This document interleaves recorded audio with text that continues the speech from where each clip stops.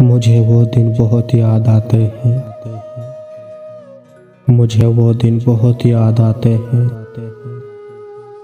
जब मैं तुम्हें दिन भर की दास्तान सुनाया करता था। आज मैंने ये किया, वो किया, यहाँ गया, वहाँ गया। आज मैं बहुत थक गया हूँ।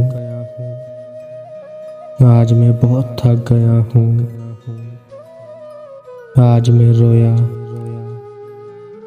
आज मैं बहुत खुश हूँ। आज मेरे सर में दर्द है। बोलने पर आता तो चुप करना भूल जाया करता था।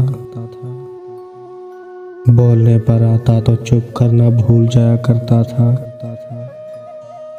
और तुम भी चुपचाप मेरी पागल बातें सुनती रहती थी। मगर अब किसी से कुछ कहने का दिल नहीं करता। मगर अब किसी से कुछ कहने का दिल ही नहीं करता। कितनी भी तकलीफ हो, कितना भी दुख हो,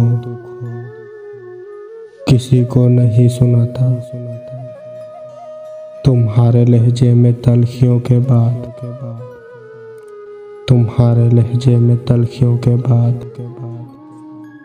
अपनी जात को दफन कर दिया।